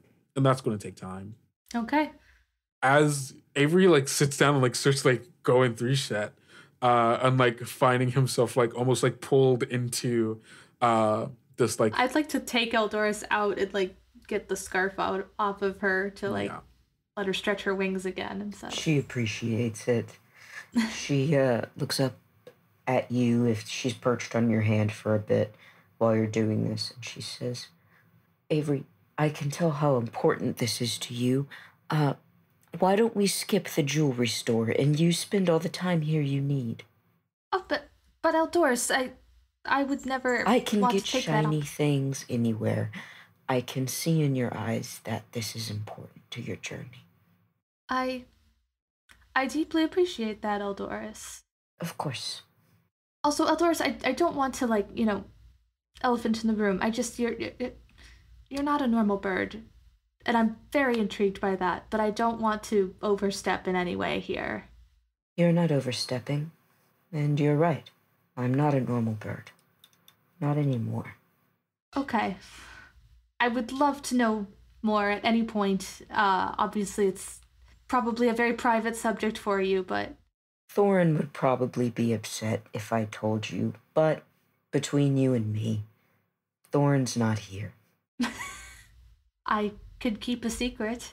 I believe you. He doesn't have to know that you've told me. Do you know that Thorin had a husband? No. Did you know Thorin had a child with that husband? No. Thorin's husband was Hugh Fisher, and until my family grew, he was my greatest love. I was a normal raven, and he was a young and lonely artist. We became friends, and Hugh, being the peculiar boy that he was, fell headfirst into magic at a young age. I learned much from him, and eventually he asked if I wanted the opportunity to grow and to be long-lived, and I said yes. And here I am. That is very intriguing. Can I ask you something, Avery? Of course. Would you possibly be my friend? I was under the impression we were already, but if it needs to be official, of course. Thank you. Oh, Doris. And I would just, like, pet the top of her head a little bit. She leans in, and she says, "That's enough about me. You need to spend all the time you can finding what you came here for." And she kind of nuzzles back into her satchel. Your satchel, but it's hers now, a little bit. it's Eldoris's now. Eldoris, am I prying into things I shouldn't? I feel... I am my own bird, and you're my friend. I wanted you to know. Well, thank you. You're very welcome. I know that my inquisitive nature can sometimes be a bit much for people, and I often ask questions that I maybe shouldn't. Oh, darling, I was born but a bird, and I have had everything to learn. I understand about being too curious. You don't scare me. Well, good. Now, let's go see what we can hunt up about a certain ghost, shall we? Yes. Do you think this is too much prying? Should I? I don't know about you, but I'm curious. All right. I can't let it be. You're right. And I will just, with a little bit of guilt on my conscience about the fact that I'm doing this a little bit behind like Bryn's back, but I will start looking through all these books. As you turn back to look at the books, you see that the texts from the books are gone. And on the page instead, in blood red ink, is hiding in the merchant's house, Jacques would stalk the weasel. The weasel wants it all to stop. Pop will go the weasel. Eldoris, maybe something I also should have mentioned at some point to somebody other than you. Ever since I did a little bit of investigating with that map, been getting this creepy nursery rhyme popping up every so often. I'm guessing. Do you read, Eldoris? I don't. Is that an impertinent question? I'm sorry. No, you're fine. I can read. It's just a little difficult for me to write. I can do it, but it's a bit of a bear. Okay. Do you see regular texts on this page? I would gesture back. Let me see. You do. I do, but what do you see? The usual, almost blood-like text of a somewhat unsettling nursery rhyme. Right. Well, it would seem to me that perhaps something has attached itself to you. Comforting. I should probably figure that out at some point. I'm going to turn the pages again. And do I still see that creepy text? It's the same one for a while where like you turn it and like each page like it gets a little lighter. It gets a little lighter. Like it didn't bleed all the way through to this one until eventually you find a page where it's just blank. And then after like kind of like looking at this page for a couple of seconds, I think you see in blood red ink it starts to write hello? Question mark? Hello? I take out a dry quill and I'll write back. What do you write? Who are you? I think you take a dry quill and you write on it, and then it's like, oh, there's nothing. There's like, because you didn't put ink on it, right? Yeah, but, no. No. Because I'm making the letters. No, absolutely. Like, what are you doing? You're like, okay, nothing. And then there's like, it starts writing again where it says, huh, I didn't think that would work. Oh, this is weird. Wait, is it? And then there's like a dragging motion as if like someone's like hand, like quill was on the page and then just gets dragged off. I write hello to it. I like a question, like, hello? No response. I turn back the pages. It's regular text again. Okay. Yep, definitely I should move that up my priority list, Eldoris. That's probably not good. You sure we shouldn't be, perhaps looking into what's troubling you? That can wait. This is... Always putting others first. I see how it is. I don't know if it's others. It might just be... I need to know. Right. I'm sorry. I need to know. Well, that can wait. Well, let's find out then. I hope. I just look back down in the book, yeah. Yeah, as you turn back to look at the book, you see that the page that you've happened to turn to, it has this grand depiction on it of a starry sky. It's like almost like in like kind of like a wood etching, like kind of like a style of like a grand starry sky and like a kind of like prairie where there are a bunch of people like kind of like standing in a circle around a fire with like tools and implements like looking up like almost like as if like they're charting the stars and like maps and like paper that they're like drawing on and you see you like the word celestialists catch your eye on this page and like you start like I think you start from there and you start reading on and you see that there is information in here about a what this book describes as a cult of people who worship the stars, chart them, and like follow the direction in which they're going. You also like hear like you also like read pieces in there about like comets and like worshiping not just like the worship of comets. It's not really that. It's more of like the ritual around when comets come and like how people like treat them and like this reverence towards it and like you're reading and like think like as you're like going like page to page like I think you eventually start seeing like quotes and things of like you know bits and pieces of what could be like cultural like religious texts and like things of that nature and I think you start seeing descriptions of like the hum and talks about like seeing like all the various different paths and ways in which like the stars connect to each other like being symbolic of all the different paths that we take in life and that kind of potentiality of like any decision that you make can take you from either this place to another or to a completely different place if you make a different decision and like the charting of the stars in that way of like seeing it not just as like a guiding light, but also like as like paths that we follow.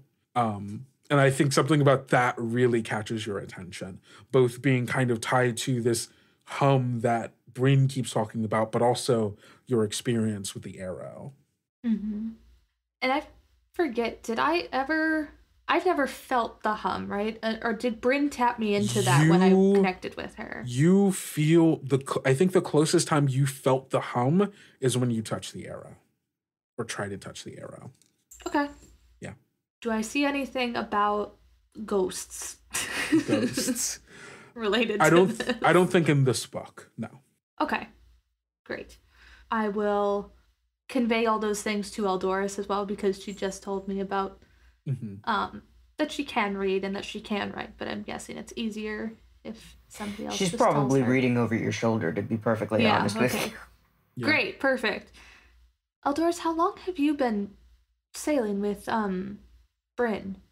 Only as long as Thorn. I suppose it's been maybe 6 months, give or take. Okay.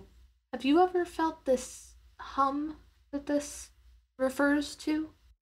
Yes, I do. Sometimes Thorn does, but not as often as I do. I think Thorn only does because he's so in tune with the ship. And the ship is attuned to Bryn. Edloris, can you do me a favor? Certainly. I reach into my satchel and I take out the little arrowhead and I place it on the book. Does anything happen with this when you touch it, or? Well, let's find out. And she slowly puts a claw around it and then grasps it firmly.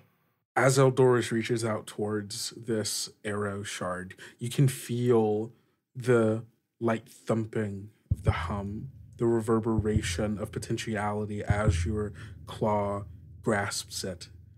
And immediately, Edloris finds herself mentally whisked away. Edloris. Yes. What's the moment you have the most shame? If you could change anything, what moment would it be? It's about 20 or so years ago. We see smoke, flame, and destruction on a sea. Edloris is circling rapidly what is the wreckage of what was once Thorin and Hugh's ship. After searching and scrambling, looking for any of her family, Thorin, Hugh, Ziggy, who is the son of Hugh and Thorin, she finds, finally, her greatest love, her first love. She finds Hugh, and he is on a portion of the ship that is rapidly taking on water, and he is unconscious. And there's no one else around on this portion of the ship that is either alive or conscious to do anything. She does everything that she knows how to do to wake him up. She scratches him. She pecks him. She screams. She sobs. And ultimately resorts to desperately trying to be strong enough to lift him. But she watches him drown because she's not strong enough. As you are dragging him, trying to hold tightly to the sleeve of his wrist, trying to drag him through the water, desperately flapping, trying to get him to safety, to a larger a mass of wood or a crate or anything that you can float. You're desperately trying to. I think in this moment, for you, Edloris, it freezes. And there's this moment where like you kind of just like look around. Hugh's limp hand grasped tightly in your claws, his head barely above water as you do so. And you look around and you see it's a little far, but there's something that you could lay him on. You can make it. You can do it. But you don't know if you would make it if you did so. You know deep, deep in your heart that if you were to push yourself, you could save Hugh, but you wouldn't have any more energy to be able to fly, to land on something yourself. You'd sink. Would Eldoris have any reason not to trust the validity of this moment? I mean, Like, she knows she was just in the library. yeah, you know you were just in the library. You, like, in this moment where it's, like, kind of frozen in time, like, kind of giving you the time to make this choice, like, you are no stranger to magic. This feels deeply, deeply magical in that way. But also in that you know magic is strange. Magic is tricky. Like, you don't know what happened. You don't, like, I don't think Eldoris have the concept of, like, have you gone back in time? Like, I don't know if Eldoris, like, has that thought where, like, no one in this world has a concept, or, like, very few people have like, time travel is not a thing that just happens. There's no. She would do it. Okay. Describe to me what this looks like. She is somehow able to rouse him just enough to where he rolls over on his own. And it gets him in a position that gives her the traction to pull him with the last of her might onto a pallet that will float once the ship is completely sunk. Mm-hmm. And if your words be true, then she spends every last bit of her energy and her life to get him on that pallet. Tragically, my words do be true. And Eldoris, you drag Hugh onto this crate as you can feel your lungs wheezing for air, as you're flapping your wings with the last of your breath, last strained movements. And you can feel it as his arm kind of like hooks over the edge of the thing and he's latched himself onto it. He'll hold. And I think, like, as you have that revelation, like, it's fine. He'll be safe. You find yourself feeling very tired. And I think you just kind of keep moving and falling back, splashing against the water, slowly falling as your vision gets blurry and dark, and your lungs no longer filled with smoke, but with water. It goes dark. And you wake up, and you're back in the library, holding, like, I'm imagining, like, having, like, just dropped the part of the arrow on, like, back onto the book, in a shock. And it feel like, I do not want to understate this. Eldoris, you felt yourself die.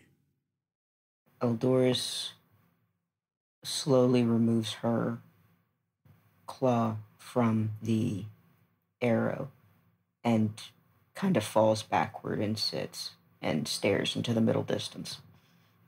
Whoa, whoa. Are you alright, Eldoris? Are you alright, Eldoris? And she looks up at you and she hears your voice and stares at you for a while. She says, "Well, something happened. Avery, I'm sorry. Can I sit back in your satchel now?" Of course, of course. Thank you. I'm sorry, I didn't mean to push you. No, you didn't do anything wrong. It's not. I, like, scoop Eldoris up. I can tell that she's shaken. She appreciates it. Yeah, and I'll just open up my satchel again and place you in it. Hey there, you're okay.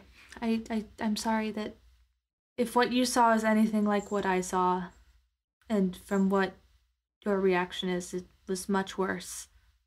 I'm deeply sorry that I had you look at it. No. I would have wanted to know. And we got to answer your question. Question. Avery, would you say you are trusting and confiding in a crewmate completely? Yes? Well, hey, you know what? That means Eldoris, or Thorin, can add 1 rank with you. Or you remove 1 rank with a book. It is Eldoris's choice. Mm. So either you can have Avery gain a rank with Eldoris/Thorin, or you can have Avery remove a rank from a book. Well, there's no reason Eldoris would want to do that, and certainly would love to deepen the bond with Avery.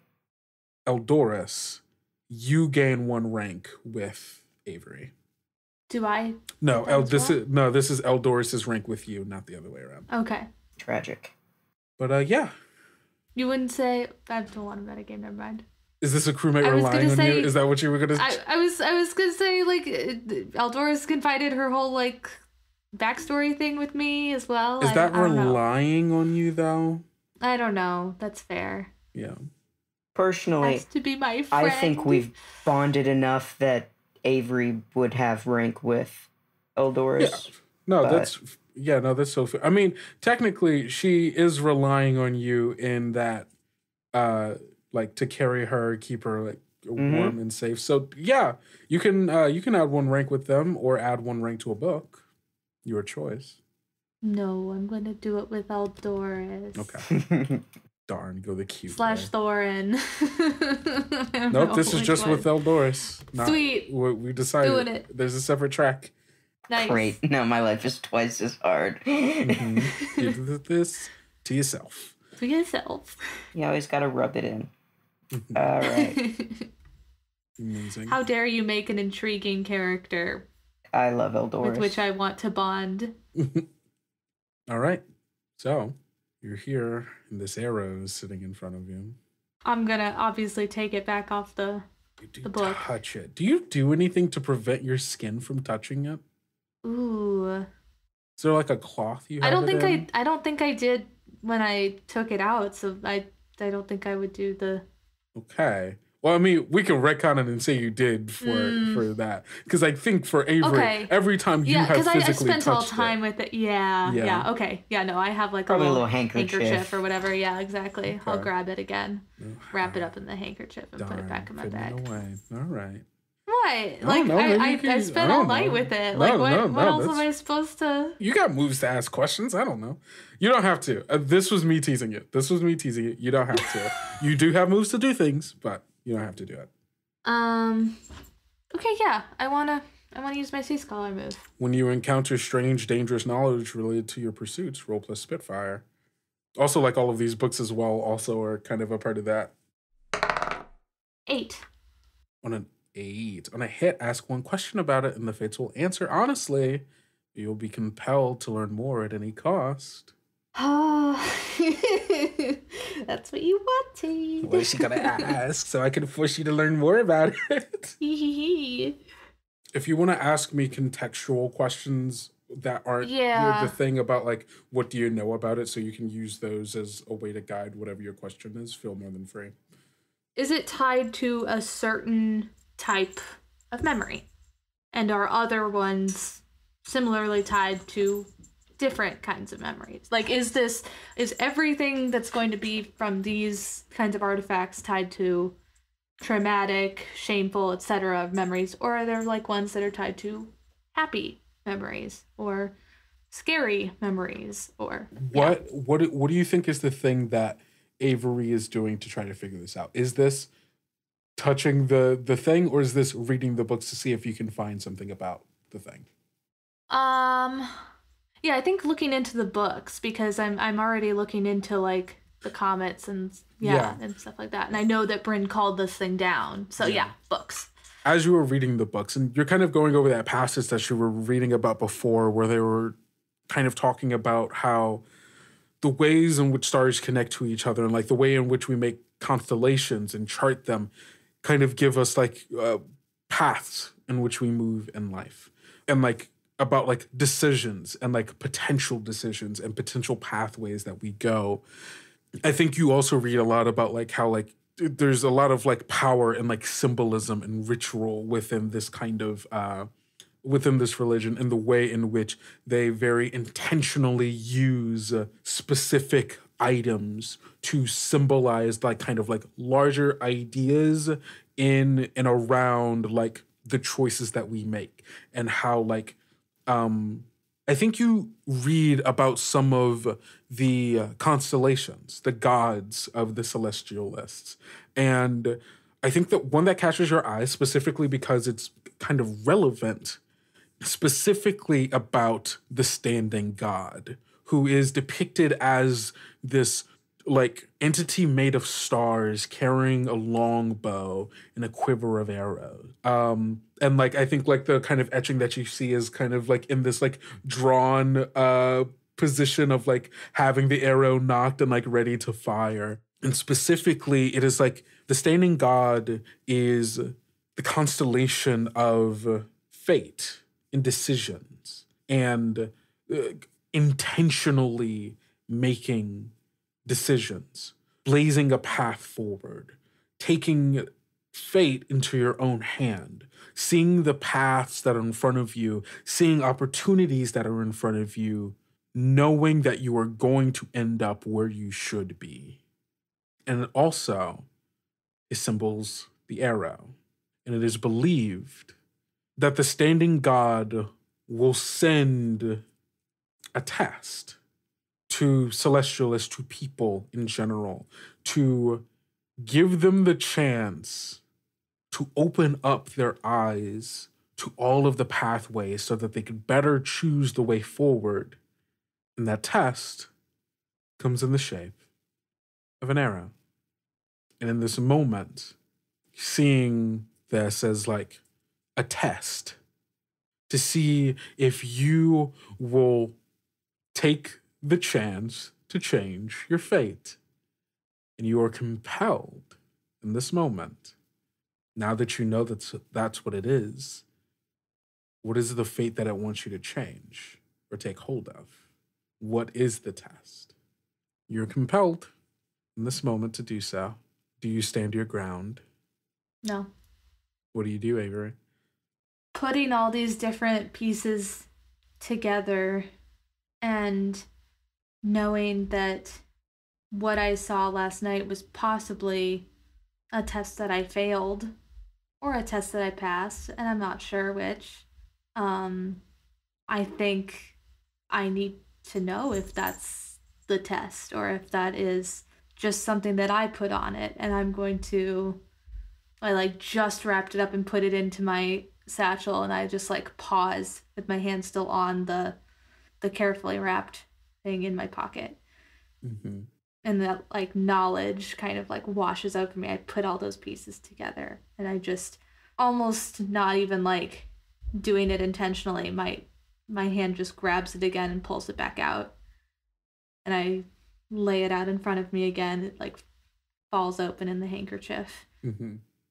Eldoris, you're watching as he does this. Yeah. She's silent, intentionally. And I pick it up.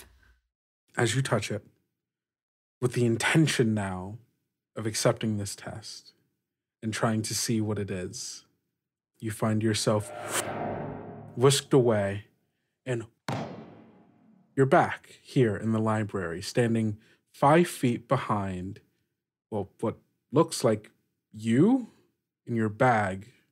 And you see Eldoris kind of poking her head up. And you are watching you and Eldoris have a conversation as you watch yourself like kind of take Eldoris out of the bag, like taking off the scarf of her, having the conversation that you were having before. And like, you're just watching as the two of them are having a conversation. What do you do? I like look around again to make sure like it's the same place. Mm-hmm, this same happened place. a couple moments before. Uh-huh. Same place. I'm gonna creep a little closer. I look at the back of my head, which is a thing I've never been able to do.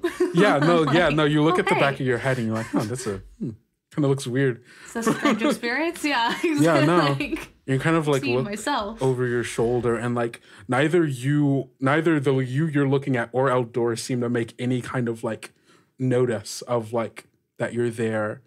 And but you do notice that the pages in the book that's open in front of you are blank. I'm going to walk up next to myself Mm-hmm. and reach over to turn a page. You turn a page, it's another blank page. Does it look like Eldoris or me take any notice of that? No. I slide the book over to me, Okay. like a little further my direction. Okay. And I close it to look at the cover. It's the same book that you were looking at before. It's called The Stars Beneath Us. And like as you're like looking through, like as you like closing, like look through all of the pages of this book are blank for you. Are blank, yeah. Which is strange because like the last time, like the only time you've seen this is like when you've had that feeling, right, of someone watching you, looking over you. And I don't have that feeling right now. No. But I think there is perhaps the thought of like when you're like, do I have like I don't have that feeling right now. It's kind of weird though that like I'm currently kind of like that person, you know? Yeah, I'm like, am I the feeling? Is it me? Is it? I take out my quill. Mm-hmm. And I write hello on the page. Okay. And I see if like there's any Yeah. I mean, it's currently in front of you right now. They can see it if they wanted to. Yeah. But you could put it back if you would like, so that it's in reach of them. Yeah, I put it back. I think you put it back, and like as you put it back, the pages flip back to the first page that it was on, and Avery and Eldoris finish their conversation, and you watch yourself look over at the book and kind of have that expression that you had when you saw the thing, right? And then you watch as the version of yourself flips, gets to that blank page, and then notices the words hello, and then goes to get their quill and write out something on it where like nothing appears, but you see that action happen. What do? I think I like look around behind me again, and I just kind of out loud, I'm like, I don't understand my test. There's no response. The only thing that you have is what you know happened. Yeah. I slide the book back to me. Mm-hmm. And I am going to write, be careful with that arrow. Okay. And then you go and Write you up, slide be careful with that arrow, and I slide it back. Yeah, and you see, you react to it and go, arrow. And you watch yourself as you turn to look over, like towards the bag where you know the arrow is. And then you feel yourself pulled. And you're on the boat. Standing behind the boat, the ferryman, Azahara, as you watch yourself begin to move Eldoris away from, kind of like away from him. And there's this moment where you lock eyes with yourself, and then you're pulled back again, and you see yourself on the beach, walking up the road, and you're like kind of standing in like the midway between where like everyone else is like on the boats with all the shovels, like starting to get that stuff out, where Felix, Hano, and them, and where you are, and you kind of like find yourself like watching, like, what the am I? And like you start to see like yourself kind of like stand and like get like a shiver down his spine and like start to turn around to where you are. And then you find yourself pulled back again, and you are in your room on the Bois Perdu, like going through all of the books, like going through like the pages of the book that all of a sudden like had had the this is the first time that you saw the blood red writing, and like you are standing like in this space, like where like you're watching this happen. You're standing exactly where you remember feeling that, feeling the sensation of like seeing yourself on or not seeing yourself, but like feeling that you were being stared at. And then as you watch yourself start to look up and look in your direction, you feel yourself pulled away again. And you're there in the crow's nest with Bryn. And you are watching as you are trying to figure out, how do I solve this? How do I figure out the riddle of this map? What do you do? You were standing. Seeing? Yeah, you were standing here where both you are up here in the crow's nest with them as Bryn is currently looking over the map. And that, like, you remember this is the moment where you have your epiphany. Where like, oh, this is how I fucking do it. That is the moment you are currently in, but this version of yourself hasn't figured it out yet. Is it the same thing where there's a version of myself that hasn't, and I'm also there, or am I inhabiting? You are also here. There's two of you. The one that is in that moment, and the one that has returned to this moment. Gotcha. This is so trippy. I'm gonna walk up to the map, and I'm going to... Do you remember what happens in this moment when you solved it? Yeah.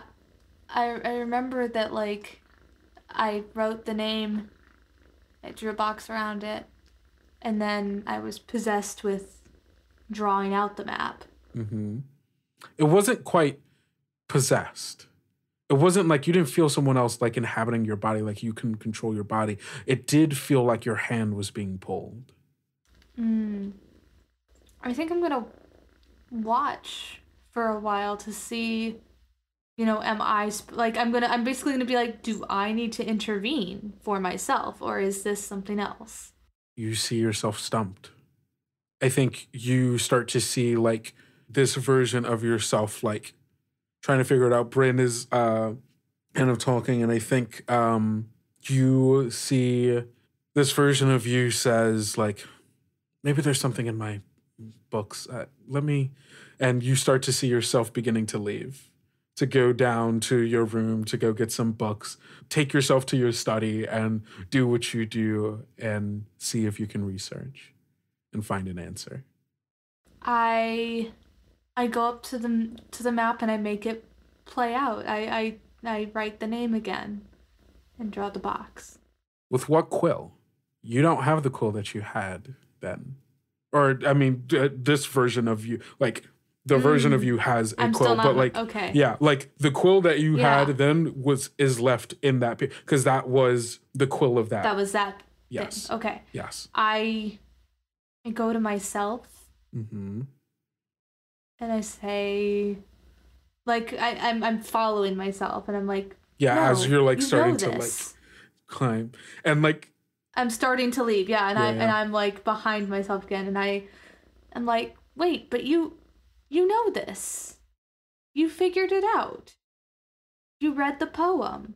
I think there's like a moment where, like, a pause happens, and, like, you see him kind of, like, give, like, one last, like, there's gotta be a way. I guess stupid, and, like, starts to, like, climb back up and takes out the quill and does the thing that you did. We're like, Bryn, can I just need to see it. I was stupid. I missed something. It's so obvious. Just can I please have it? And Bryn, like, kind of hesitated at first and then eventually giving it over, and you watch as he writes out Jack or Jacques and then draws the box around it. And you watch as, like, that, like, blood red ink begins to fade.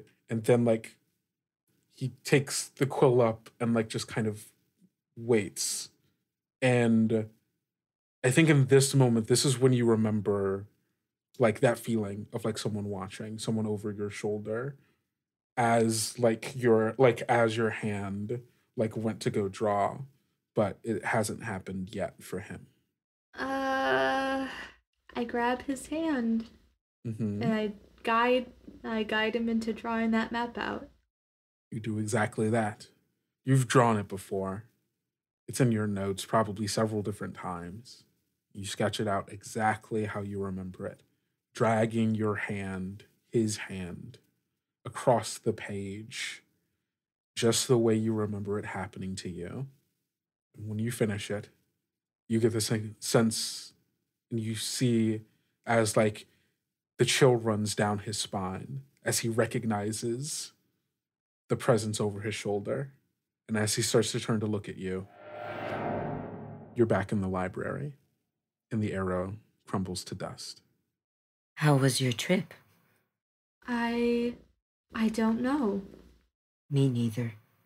I can't tell if it was good or bad. Me neither.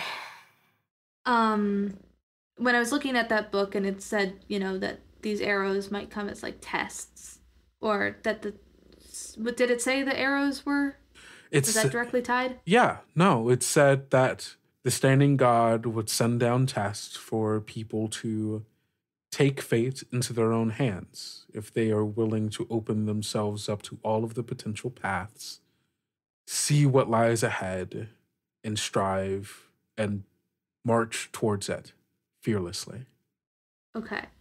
Does it say anything about completing tests? It says that those who complete these tests will find themselves more sensitive to the world around them, to be able to feel the presence of potential. And those who accept that gift were often priests, priestesses, holy people of some kind who others came for advice for trying, like in a very like spiritual, but also like looking for guidance, both spiritually and in their lives for how best to move forward. See, like laying out all of the possibilities ahead of them, going over each one, the pros and cons, seeing that and being able to give advice and wisdom and guidance on what should be done to move forward. I think reading that part and having the arrow have crumbled back onto the handkerchief, Avery sighs heavily. I think I failed that test. And wraps it back up in the handkerchief. As you are wrapping up like the dust of this arrow and like kind of like holding it in your hands, you still feel the hum, but not just from this in your hand. You feel it all around you. It's very light in it, almost like if you're just in, when you're like in a room where like someone is playing music that's like really bassy and they've got like the bass turned up and you can like feel that. Kind of feels like that. No sound, but like the physical feeling of light, distant reverberations. Well, Eldoris, as much as I'd like to stay here, possibly forever, I think it's best that I don't know how much time has passed. I think it's best we... Why don't we go find Johan and... Yes, get going. Satiate ourselves with some tasty fried batfish. I'm excited to try it. Let's go, friend. And I'll close up the books. I'll put them back where I've found them, or put them where they're supposed to go. I'm not going to leave my mess. Mm-hmm. I'm going to be respectful. And then I'm going to, exit the library. I will thank Teo and Leah. I think as you get to the desk where Leah is, she asked, "How was it? Find what you were looking for?" And more. I thank you so much for the opportunity. Of course. I hope to return. Everyone is welcome at the House of Algebra.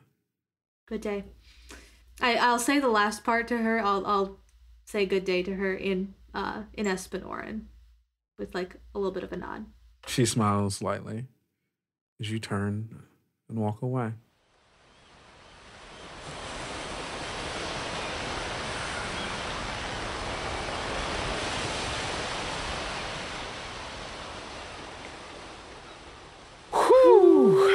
We got there, gang.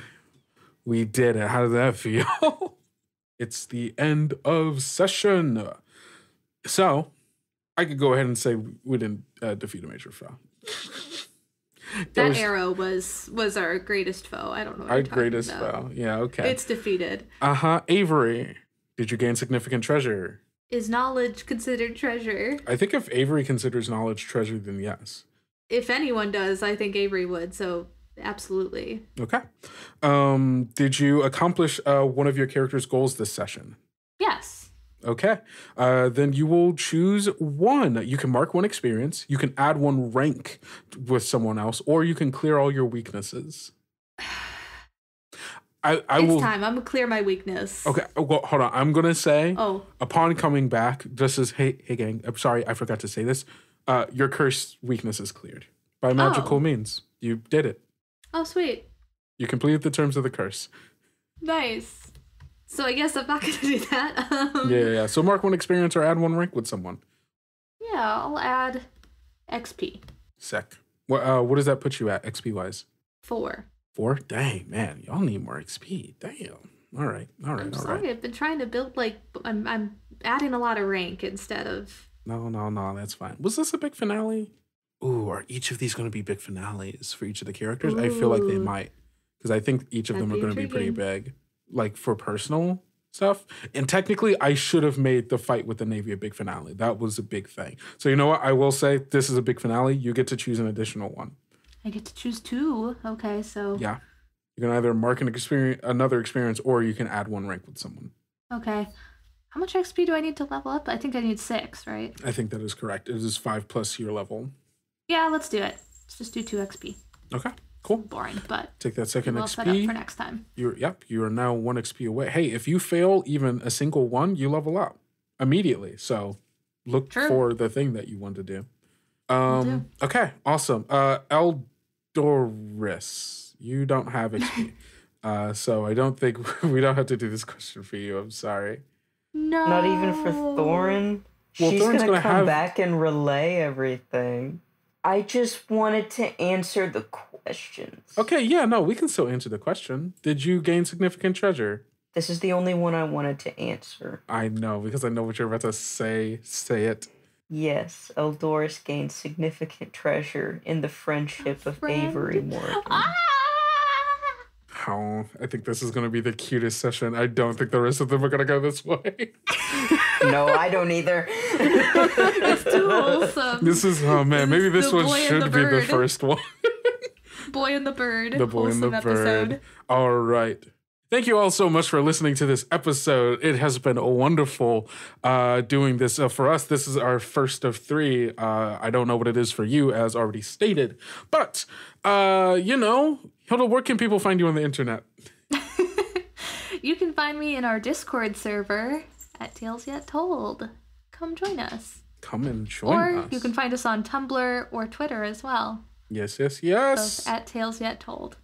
Find us over there. Or you can check out our new website, talesyettold.com, which is, I think pretty cool. We got our official website and shit. That shit's nice. Got merch, y'all. We got merch. Go to Merch Yet Sold. We're gonna even have better merch. There might be better merch out right now, and I don't. If it is, go fucking so get exciting. it. Yeah, I am wearing merch as we speak. It is a very good shirt. Yes. Oh man, I can't wait. Hold on, we'll talk about getting you some. Awesome. And Ellis, where can people find you on the internet? You can find me on Twitter at HorrorWriter, spelled WHORE_ the word or _ the word writer. Amazing. And hey everybody, it's me again. You can find me on the internet at Kendo Makes Films. Yeah, that's where I'm at. And just like Hilda said, go follow us on social media. Please go rate and review us wherever you are, be that Apple Podcast, be it Spotify, be it Podchaser, or whatever. We like hearing from all of you. We like hearing from all of you. I love getting Christmas, feedback. It's not Christmas anymore. All we want for Christmas past, you forgot to get us a gift. All we want for New Year's. Yeah, exactly. All we want for New Year's is to know what you all think and if you like us or not. Do you like me? Yes or no? These are the questions. Yes, extra yes. Yes, extra yes. There can be no. I mean, there can be no. I mean, whatever. I'm rambling at this point. It's been a blast. I'm so excited to do these other ones. Go out, eat enough food, drink enough water, get enough sleep, and take care of yourself. Because self-care is very important, especially in the new year. Don't forget to love yourself like we love you. Bye. Goodbye.